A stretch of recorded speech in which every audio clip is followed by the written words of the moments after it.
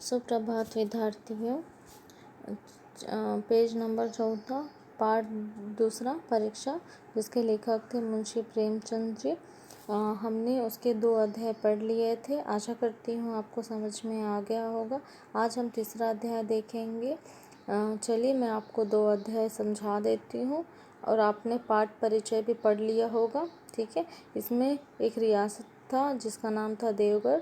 उनके दीवान थे सरदार सुजान सिंह, जो कि बूढ़े हो गए थे। अब उन्हें छुट्टी चाहिए थी कि कहीं उनके बुढ़ापे में कोई दाग लग जाए तो सारी ज़िंदगी क्या हो, नेक नामी, यानी अच्छे काम किए और फिर कभी उनके इतने सालों की मेहनत में मिट्टी मिल जाए, उसे कहते हैं। ठीक है बच्चों।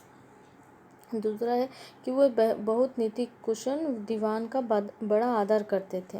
बहुत समझाए, लेकिन जब दीवान साहब ना माने तो हार कर उनकी प्रार्थना स्वीकार कर ली। शर्त क्या रखी? देखिए बच्चों, शर्त रखी कि रियासत के लिए नया दीवान आपको ही खोजना होगा। किसे खोजना होगा? आपको ही। दूसरे दिन देश के प्रसिद्ध पत्रों में विज्ञापन दिया गया कि देवगढ़ के लिए क्या चाहिए? सुयोग्य दीवान चाहिए। इस विज्ञापन ने सारे मुल्क में क्या मचा दी? हलचल मचा दी। ठीक है। ऐसा ऊंचा पद और किसी प्रकार की शर्त नहीं, केवल नसीब का खेल है। अब सैकड़ों लोग अपना भाग्य आजमाने के लिए देवगढ़ आ गए। ठीक है बच्चों। अब प्रत्येक गाड़ियों से नए नए उम्मीदवार उतरने लगे और लगता था जैसे कि मेला हो। सरदार सुजान सिंह थे तो जो लोग अपने भाग्य को आजमाने के लिए आए थे, उनके रहने खाने पीने का अच्छा प्रबंध करके रखा था। लोग इसे एक महीने की झंझट समझते थे। मतलब उनका कहना था कि अगर जीत जाएंगे तो हम अपने हिसाब से करेंगे, ना कि उनके हिसाब से। ठीक है। अब एक दिन फैशन वालों को सूझी कि आपस में क्या किया जाए। हॉकी का खेल किया गया, फील्ड बनाया गया, खेल शुरू भी हो गया। धावे के लोग जब गेंद लेकर तेजी से उड़ते तो ऐसा जान पड़ता कि कोई लहर बढ़ती चली आ रही है, लेकिन दूसरी ओर खिलाड़ियों पर इस बढ़ती लहर इस तरह रोक लेते मानो लोहे की दीवार हो। किस तरह? लोहे की दीवार खड़ी हो, जो खिलाड़ी है वो। ठीक है बच्चों। अब उसी मैदान में जब खेल रहे थे तो वहाँ एक कीचड़ था ना। गाड़ी, मतलब एक किसान था, वो भारी भरकम अनाज लिए आ रहा था और उसकी गाड़ी उस कीचड़ में फंस जाती है।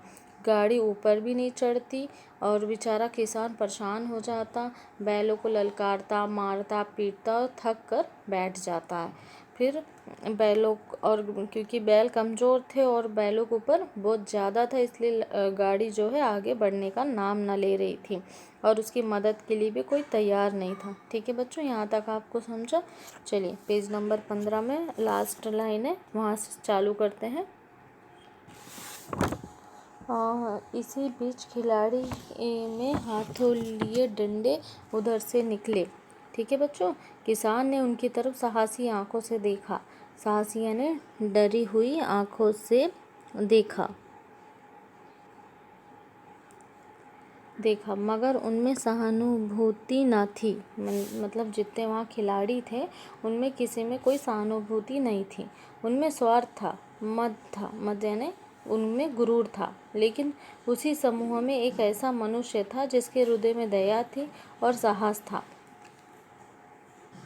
और हॉकी खेलते हुए आज उसके पैरों में चोट लग गई। अकस्मात उसकी निगाह गाड़ी पर पड़ी। अकस्मात यानी अचानक, ठिठक गया यानी कि रुक जाना। उस किसान की सूरत देखते ही सब बातें ज्ञात हो गई। डंडा एक किनारे रख दिया, कोट उतार डाला और किसान के पास जाकर बोला, तुम गाड़ी पर जाकर बैलों को साधो, मैं पहियों को ढकेलता हूँ। युवक ने पहियों को जोर से लगाया। उधर किसान ने बैलों को ललकारता, गाड़ी नाले के ऊपर थी। बैलों को साधो मतलब करते हैं ना बैलों को, उसे कहते हैं। किसान युवक के सामने हाथ जोड़कर खड़ा हो गया, बोला, महाराज आपने आज मुझे उबार लिया। जो किसान था वो युवक के सामने हाथ जोड़कर खड़ा हो गया, बोला, महाराज आपने तो आज मुझे उबार लिया। युवक ने हंसकर कहा, अब मुझे कुछ इनाम देते हो? किसान ने गंभीर भाव से कहा, नारायण चाहेंगे तो दीवानी आपको ही मिलेगी। नारायण यानी भगवान, दीवानी यानी पद। युवक ने किसान की तरफ गौर से देखा। उसके मन में एक संदेह हुआ, कहीं ये सुजान सिंह तो नहीं? आवाज़ मिलती है, चेहरा मोहरा भी मिलता है। तो वो जो खिलाड़ी था, वो जो पद के लिए आया था, उसे कहीं शक हुआ, कहीं ये सुजान सिंह तो नहीं है, क्योंकि आवाज़ भी मिलती है, चेहरा मेहरा भी मिलता है। महीना पूरा हुआ और चुनाव का दिन आ पहुंचा। दीवानी के उम्मीदवारों का समूह दरबार में आ विराजा। तब सरदार सुजान सिंह ने खड़े होकर कहा, दीवानी के उम्मीदवार महाशय, मैंने आप लोगों को जो कष्ट दिया है उसके लिए मुझे क्षमा कीजिए।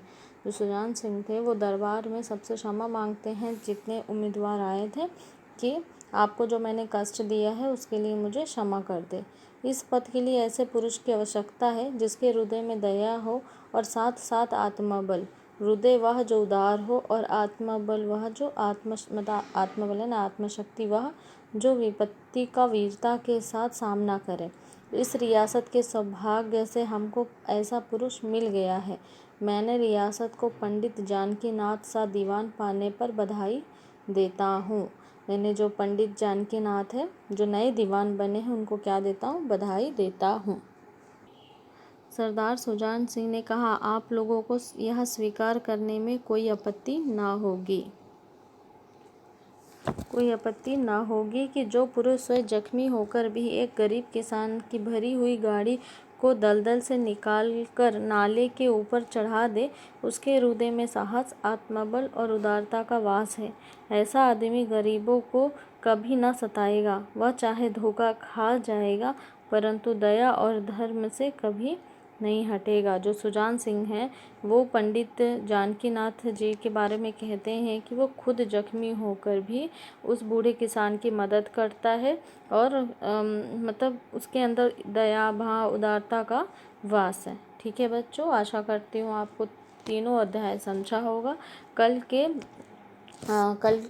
के क्लास में हम पढ़ेंगे उसके क्वेश्चन आंसर। तब तक आप घर में समानार्थी और उसके कुछ मुहावरे कर लीजिएगा। ठीक है बच्चों, चलिए कल मिलते हैं।